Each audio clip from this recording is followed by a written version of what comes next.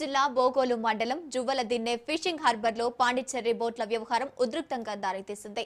ఈ నేపథ్యంలో మత్స్యకారులతో కలిసి నిర్వహించిన పాత్రికేయుల సమావేశంలో కావలి ఎమ్మెల్యే దగ్గుమాటి వెంకట కృష్ణారెడ్డి కీలక వ్యాఖ్యలు చేశారు. ఆంధ్రప్రదేశ్ జిల్లాల్లో తమిళనాడు, పాండిచ్చేరి జాలర్ల నియంత్రణపై కూటమి ప్రభుత్వం చిత్తశుద్ధితో పనిచేస్తోందని తెలిపారు. సీఎం చంద్రబాబు మత్స్యకారులకు అండగా ఉంటామని హామీ ఇచ్చారు. తమిళనాడు, పాండిచ్చేరి హైస్పీడ్ బోట్లను అడ్డుకునేందుకు వాటికంటే శక్తివంతమైన మెకనైజ్డ్ బోట్లను కొనుగోలు చేసి తడా ప్రాంతంలో కట్టుదిట్టమైన భద్రతను ఏర్పాటు చేస్తామని వెల్లడించారు. మత్స్యకారులు వైసీపీ ప్రచారం చేస్తున్న అపోహలను నమ్మవద్దని కోరారు. 2 రోజుల్లో జరగనున్న మత్స్యకారుల సమావేశానికి ప్రభుత్వం పూర్తి సహకారం అందిస్తుందని ఎమ్మెల్యే భరోసా ఇచ్చారు.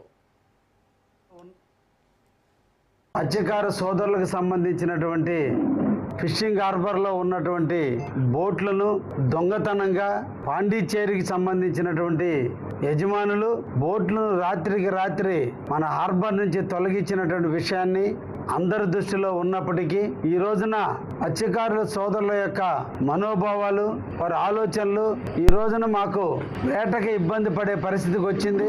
గత 8-9 నెలల కాలంగా మేమందరం కూడా వేటని సుభిక్షంగా నిర్వహించుకున్నాం.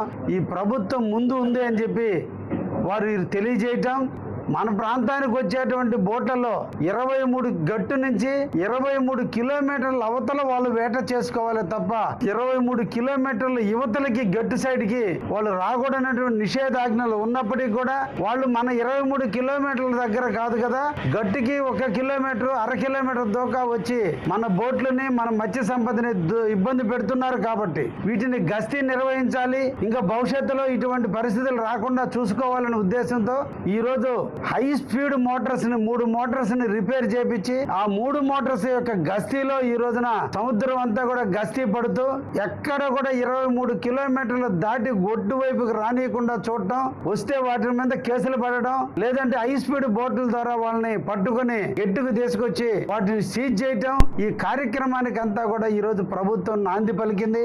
మత్స్యకార సోదరులు